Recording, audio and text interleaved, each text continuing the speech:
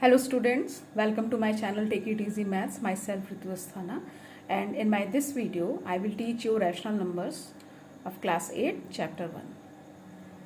We first considered the system of natural numbers और counting numbers. ये हम recall कर रहे हैं, थोड़ा सा रिवाइज कर रहे हैं कि हमने सबसे पहले क्या कंसिडर किया, नेचुरल नंबर्स और काउंटिंग नंबर्स जो हैं 1, 2, 3, 4, 5. उसके बाद हमने इसमें जीरो ऐड किया जिससे हमको एक नया सिस्टम मिला जिसको हमने क्या बनाया, वो क्या कहा जाता है, whole numbers. 0, 1, 2, 3, 4, 5 they are called the whole numbers, अगर आपको याद होगा. Then we extend this system, फिर हमने सिस्टम को एक्सटेंड किया to include the negative of each positive integer, हर एक पॉजिटिव इंटीजर का एक negative integer, and obtain the complete set of integers. उसके बाद हमको कंप्लीट सेट ऑफ इंटीजर्स का मिला. कैसे? जीरो के लेफ्ट साइड में -1, -2, -3 they are the negative integers, and right side of the zero positive integers 1, 2, 3 and so on. Zero is neither positive nor negative, zero ना तो पॉजिटिव है और ना ही नेगेटिव है. ये सब आप पिछली क्लासेस से पढ़ते हुए चले आ रहे हैं. नेक्स्ट अगला हमने क्या किया, fractions were considered, fraction consider किया, and we developed the system of rational numbers, और उसके बाद हमने रैशनल नंबर के सिस्टम को डेवलप किया. तो रैशनल नंबर वो नंबर है जिसमें हम टू इंटीजर्स को रेशियो के फॉर्म में एक्सप्रेस करते हैं. रेशियो भी आपने पढ़ा होगा, रेशियो के बारे में भी याद होगा, कंपैरिजन. तो टू क्वांटिटीज के बीच में जो कंपैरिजन करते हैं दैट इज रेशियो. और रैशनल नंबर क्या है, जब हम दो इंटीजर्स का कंपैरिजन करते हैं, rational number is a number that can be express as a ratio of two integers. तब टू इंटीजर्स का जो हम रेशियो में जब एक्सप्रेस करते हैं तो रैशनल नंबर होता है. कैसे? Q is equal two numbers which can be expressed in the form P upon Q. तो P अपॉन Q के फॉर्म में नंबर्स को जब हम एक्सप्रेस करते हैं, जहां पर P और Q दोनों इंटीजर्स होते हैं और वो Q 0 के बराबर नहीं होता है, मतलब denominator will not be equal to 0. P is numerator and Q is denominator, ये तो आपको पता ही है. All these are rational numbers. Rational numbers के कुछ एग्जाम्पल्स हैं, जैसे -7, 8/4, 0, 73%, 3.84, √25 and cube root of -8. All these are rational numbers. ये सारे रैशनल नंबर्स हैं. लेकिन कौन से रैशनल नंबर्स नहीं हैं? बट अ नंबर एज 5/0 और -6/0 is not defined and hence is not a rational number. तो क्योंकि यहाँ डिनोमिनेटर 0 है, इसलिए हम इसको रैशनल नंबर नहीं कह सकते हैं. Every natural number n can be written as n/1 which is a rational number. किसी भी रैशनल नंबर को, हर एक नेचुरल नंबर जैसे 1, 2, 3, 4, 10, 20, 30, 45, 66 कुछ भी है, उसको हम लिखते हैं 66/1, 2/1, 3/1 के फॉर्म में लिख सकते हैं. तो एवरी नेचुरल नंबर n, कोई भी नेचुरल नंबर जो है वो n/1 के फॉर्म में लिखा जा सकता है which is a rational number. 0 is a rational number as it can be expressed is 0/Q. 0 भी रैशनल नंबर है क्योंकि हम इसको 0/Q के फॉर्म में एक्सप्रेस कर सकते हैं, जहां पर जो Q होगा वो नॉन जीरो इंटीजर होगा, वो जीरो नहीं होगा. Every fraction is a rational number. सारे फ्रैक्शंस जो हैं वो रैशनल नंबर होंगे, लेकिन सारे रैशनल नंबर फ्रैक्शंस नहीं हैं. क्यों? जैसे 5/-6 ये एक रैशनल नंबर है, लेकिन ये फ्रैक्शन नहीं है. What is fraction? Fraction is a part of whole. किसी एक संपूर्ण चीज का जो हिस्सा है वो फ्रैक्शन.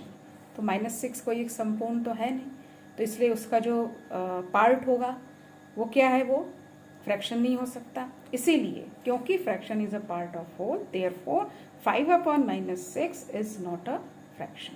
रैशनल नंबर है लेकिन ये फ्रैक्शन नहीं है. A rational number is set to positive. Rational number को पॉजिटिव कब कहते हैं? If its numerator and denominator both positive और बोथ नेगेटिव. अगर उसका न्यूमरेटर और डिनोमिनेटर दोनों पॉजिटिव हो या दोनों नेगेटिव हो, तो ऐसे रैशनल नंबर को हम पॉजिटिव रैशनल नंबर कहते हैं. A rational number is said to be negative. अब उसको नेगेटिव कब कहते हैं? If its numerator and denominator are such that one of them is a positive integer and the other is a negative integer. दोनों में से, numerator या denominator, दोनों में से अगर कोई भी एक नेगेटिव है तो वो नेगेटिव रैशनल नंबर कहलाएगा। जैसे -9/43, यहाँ पर न्यूमरेटर नेगेटिव है इसलिए ये नेगेटिव रैशनल नंबर है।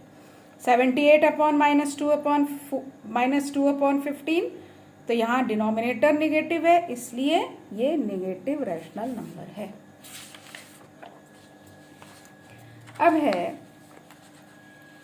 अब हम पढ़ेंगे कि इक्विवेलेंट रैशनल नंबर्स कैसे बनाते हैं। इक्विवेलेंट रैशनल नंबर्स, अब आपको मान लीजिए एग्जाम दे दिया गया क्वेश्चन -2/5, इसके इक्विवेलेंट रैशनल नंबर बनाइए। जैसे आप फ्रैक्शन में इक्विवेलेंट बनाते हैं वैसे ही रैशनल नंबर, तो -2/5 multiplied by 2/2, then multiplied by 3/3 and then 4/5। तो what we will get? We will get -4/10 from this, -6/15 from this and -8/20 from this. Equivalent कैसे है कि जब हम जिससे हमने मल्टीप्लाई किया है उसी डिजिट से अगर हम डिवाइड कर देंगे तो हमें -2/5 मिलेगा। जैसे -4/10 को, -4/10 कैसे आया था? -2/5 को जब हमने 2 से मल्टीप्लाई किया था। अब इस बार इसको हम 2 से डिवाइड कर देंगे तो हमको -2/5 मिलेगा। -2/5 को सेकेंड टाइम किससे मल्टीप्लाई किया था? 3 से। सेकेंड टाइम उसको जब 3 से डिवाइड कर देंगे तो हमको क्या मिलेगा? -2/5। थर्ड टाइम में हमने उसको 4 से मल्टीप्लाई किया था, तो थर्ड टाइम में 4 से डिवाइड कर देते हैं, हमको क्या मिला? -2/5। तो हमने देखा कि सबको जब हम लोएस्ट टर्म में लेकर आए तो हमको -2/5 ही मिला, इसलिए they all are the equivalent rational numbers. इसलिए हम इस तरीके से इक्विवेलेंट रैशनल नंबर्स को बनाते हैं। अब है to express a given rational number in standard form. अब स्टैंडर्ड फॉर्म में बनाना, स्टैंडर्ड फॉर्म का मतलब लोएस्ट टर्म में लाना। मेक डिनोमिनेटर पॉजिटिव, डिनोमिनेटर को पहले पॉजिटिव बनाएंगे, -1 मल्टीप्लाइड बाई -1, क्योंकि यहाँ जो डिनोमिनेटर है वो नेगेटिव में है। तो हमारा आंसर हो गया, प्लस और माइनस मल्टीप्लाई हुआ तो माइनस, और माइनस माइनस मल्टीप्लाई हो गया तो प्लस, तो -45/70। अब क्या करेंगे? दोनों न्यूमरेटर और डिनोमिनेटर को हम का HCF निकालेंगे और जो HCF आएगा उससे दोनों को डिवाइड कर देंगे। तो दोनों का HCF आया 5, और जब दोनों को हमने 5 से डिवाइड किया तो हमको मिला -9/14। ये इसका लोएस्ट टर्म है। अब हम इसको किसी भी एक डिजिट से डिवाइड नहीं कर सकते, तो that is the lowest term, और यही इसका स्टैंडर्ड फॉर्म है। कंपैरिजन कैसे करेंगे रैशनल नंबर्स का? -8/9 एंड 4/-5। तो क्योंकि यहाँ डिनोमिनेटर नेगेटिव है इसको पॉजिटिव करेंगे तो -4/5 हो जाएगा। अब 9 और 5 का एलसीएम निकालेंगे, 45 आएगा। अब ये जो 45 आया है इसके लिए हमको क्या करना पड़ेगा? डिनोमिनेटर, आपको याद होगा कि डिनोमिनेटर को हमें कन्वर्ट सेम करना पड़ता है। सेम करने के लिए ही हम एलसीएम निकालते हैं और फिर हम डिनोमिनेटर्स को सेम करते हैं। 45 कैसे होगा ये denominator? When we will multiply it by 5। तो जिस डिजिट से डिनोमिनेटर को मल्टीप्लाई करते हैं उसी डिजिट से न्यूमरेटर को भी मल्टीप्लाई करना होता है। इसीलिए बार बार हम सेम डिजिट से न्यूमरेटर डिनोमिनेटर दोनों को मल्टीप्लाई कर रहे हैं, और डिवाइड करते समय भी यही रूल होता है। तो -8/9 मल्टीप्लाइड बाई 5/5 क्या मिला? -40/45। -4/5 मल्टीप्लाइड बाई 9/9 तो हमको मिला -36/45। 5 से क्यों मल्टीप्लाई किया? कि आप 45 को 9 से डिवाइड करिए, 5 आएगा, इसलिए 5 से मल्टीप्लाई किया। 45 एलसीएम आया था। अब दूसरे में यहाँ 5 है, इसको क्या करेंगे? 45 को 5 से डिवाइड कर दीजिए, 9 आएगा, इसलिए हमने यहाँ पे 9 से मल्टीप्लाई किया। सिंस -40 इज लेस देन -36, आपको ये पता है नेगेटिव में, नेगेटिव इंटीजर्स में हम जितना आगे की तरफ जाते हैं उतनी नंबर कम होते चले जाते हैं। कैसे कम होते चले जाते हैं? जैसे -2 इज लेस देन -1। क्यों? क्योंकि अगर आपको नंबर मिले 10 आउट ऑफ 8 तो कितना नंबर कम हुआ, 2 नंबर, -2 हो गया। अब अगर आपको नंबर मिले 9 आउट ऑफ 10 तो कितना नंबर कम हुआ, एक ही नंबर कम हुआ, -1 ही हुआ। तो which one is greater, -1 is greater. इस तरीके से हमें इसको समझना है। अब सेकेंड मेथड है, सेकेंड मेथड में क्रॉस मल्टीप्लिकेशन करते हैं। एग्जाम्पल वही है, -5 है यहाँ डिनोमिनेटर, इसको पहले पॉजिटिव कर लिया। अब क्रॉस मल्टीप्लिकेशन करेंगे तो लेफ्ट साइड का जो रैशनल नंबर का जो न्यूमरेटर है उसको राइट साइड के डिनोमिनेटर से मल्टीप्लाई करेंगे और राइट साइड के न्यूमरेटर को लेफ्ट साइड के डिनोमिनेटर से मल्टीप्लाई कर देंगे। तो -8 multiplied by 5 and -4 multiplied by 9 क्या मिला, -40 and -36। Since -40 is less than -36 therefore -8 upon 9 is less than -4 upon 5।